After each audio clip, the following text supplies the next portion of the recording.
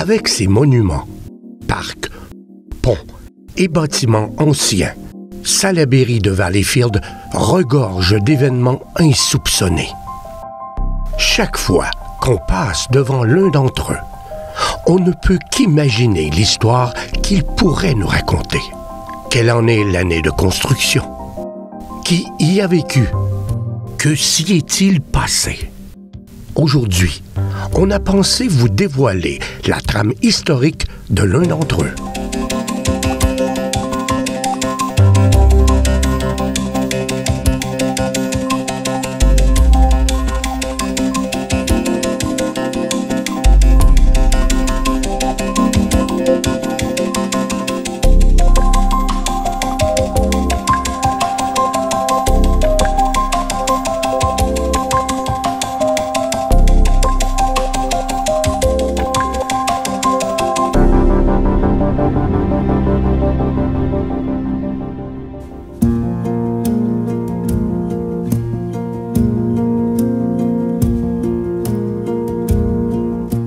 La bibliothèque Armand Frappier est située dans l'aile est du cégep de Valleyfield.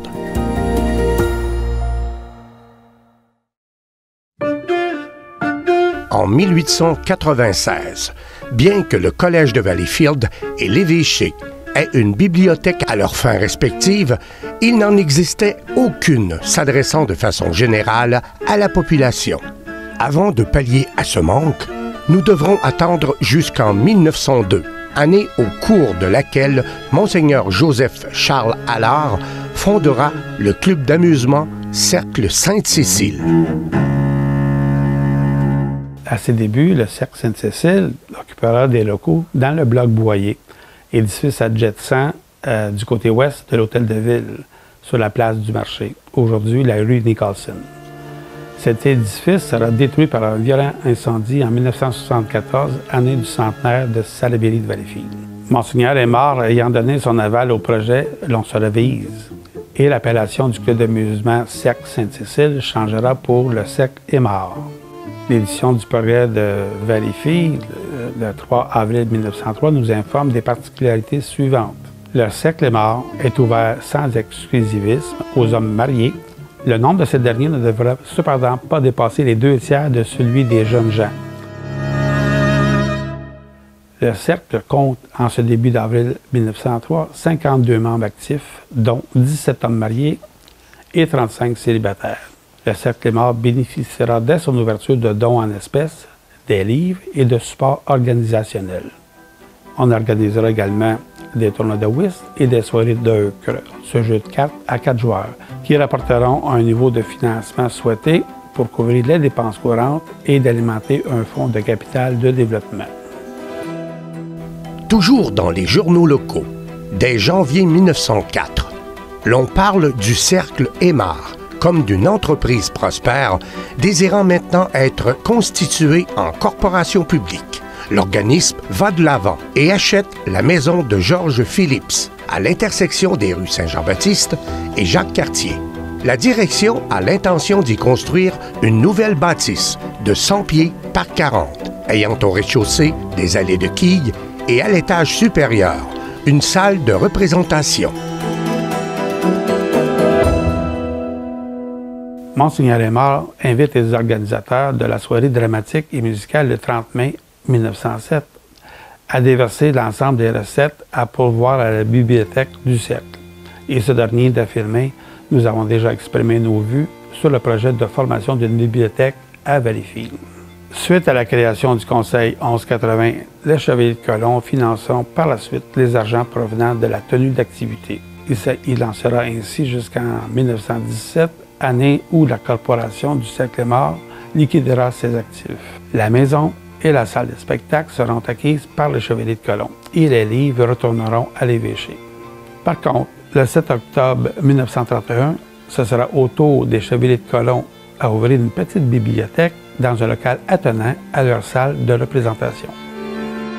Les archives sont peu bavardes entre ce moment et la volonté de Monseigneur Langlois d'ouvrir en 1943 une bibliothèque à l'arrière de la cathédrale, dans la sacristie. Cette expérience ne durera qu'environ 2 ans, faute de subsides. C'est alors que Mgr Langlois aura l'idée d'offrir quelques centaines de livres au maire Robert Cochon, tout en lui demandant à ce que la ville assume la gestion d'une éventuelle bibliothèque. Cette avenue plaît au maire, ce dernier projetant Salaberry-Delfield à ce qu'elle soit la deuxième ville au Québec à posséder une bibliothèque municipale après celle de Montréal. Cette maison de pierre, construite lors du creusage de l'ancien canal Beauharnois de 1842 à 1845, servait de logement au maître éclusier, ou encore, pour certains, le gardien du pont. À compter du mois de juin 1928, on y aménagea les locaux du dispensaire de Valleyfield. Le 20 novembre 1946, ce bâtiment passera le relais à la bibliothèque municipale de Salaberry de Valleyfield, première ville au Québec après Montréal à offrir ce service. L'édition du 1er août 1946 dans la Gazette de Valleyfield nous informe de l'avancement des travaux d'aménagement de la nouvelle bibliothèque municipale sur la rue Saint-Laurent à la sortie du pont Victoria. Ce texte mentionne également qu'au premier étage, plus de 2000 volumes donnés par Mgr Langlois garnissent déjà les rayons, tandis que le second palier fut aménagé en coin de lecture. Gérard Lehoux sera le premier bibliothécaire en titre à la ville de Salaberry-de-Valleyfield. Son épouse et lui prendront plus de 3 mois de travail à être consacrés à la classification et la mise en rayon de ces livres offerts gracieusement. Ils recevront d'autres dons de livres de la part des citoyens et des associations locales. La ville de Verdun leur vendra à rabais un lot de 500 bouquins usagés. En 1955, nous pouvons lire dans les parutions hebdomadaires que la bibliothèque municipale possède 5000 livres mis à la disposition des campis valenciens.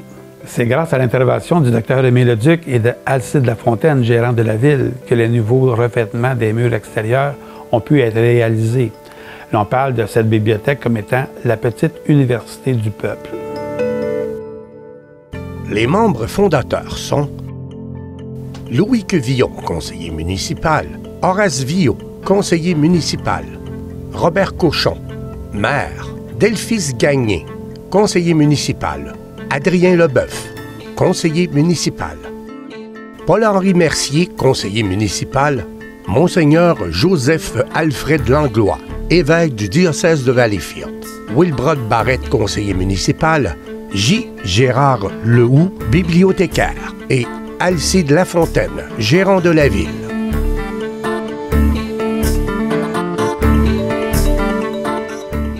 Un conseil du film sera mis sur pied lorsque l'on arriva à une entente de collaboration avec l'Office national du film pour le prêt d'un projecteur et d'une 50aine de films éducatifs pouvant être permutés aux 3 mois. Et c'est ainsi que le conseil du film honore sa devise « Voir pour savoir ».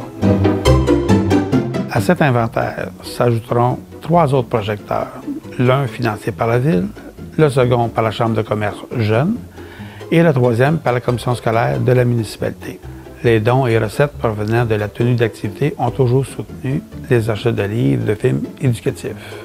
Près d'une centaine de films furent ainsi acquis. Des représentations eurent lieu au foyer de la Providence, de Saint-Vincent-de-Paul et devant les étudiants du Jardin de l'enfance.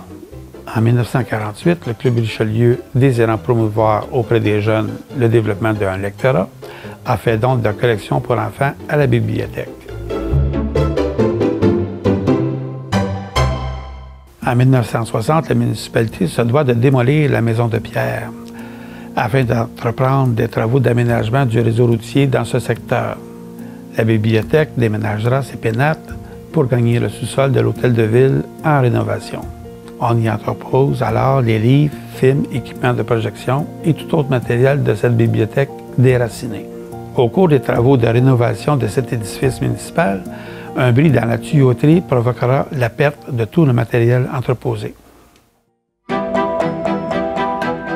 De 1963 à 1976, la bibliothèque occupera le 4e étage du nouvel édifice municipal.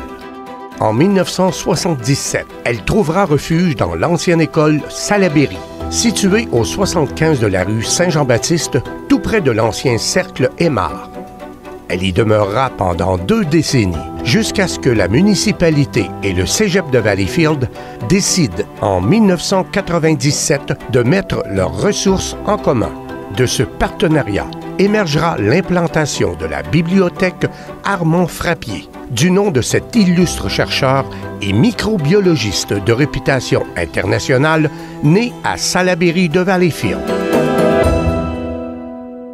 La bibliothèque Armand Frappier, créée en 1997, compte aujourd'hui 150 000 livres, 1100 livres numériques, 10 000 numéros de périodiques, dont 445 abonnements courants, plus de 8 000 films et CD. Elle abrite aussi d'importantes collections de généalogie, d'histoire locale, de bandes dessinées et de partitions musicales. Pour sa part, la Société d'histoire et de généalogie de Salaberry met à la disposition du public via son centre d'archives plus de 6 400 titres registres, 2 900 titres sujets, des dons de fonds privés référant à des collections iconographiques ou imprimées, puis des données conservées sur quelques millions de documents imprimés, numérisés ou encore microfilmés, référant au baptême, mariage, sépulture du Québec et en partie de l'Ontario, des provinces de l'Ouest, tout comme de l'Est du Canada, de certains États américains ainsi que de quelques pays européens.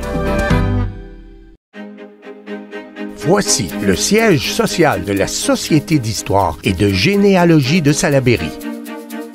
La salle Paul-Émile Préjean fut nommée le 28 septembre 2001 en l'honneur de Paul-Émile Préjean, infatigable recherchiste et généreux donateur de ses travaux au profit des membres de la Société d'histoire et de généalogie de Salaberry. Elle est située au sous-sol de la bibliothèque Armand Frappier. Elle accueille également le siège social de la Société. Ce centre de recherche et d'archives est ouvert aux membres de la Société ainsi qu'aux visiteurs. Sur place, une dizaine d'ordinateurs permet aux chercheurs de consulter des documents papier, des bases de données locales ou sur la plateforme Web.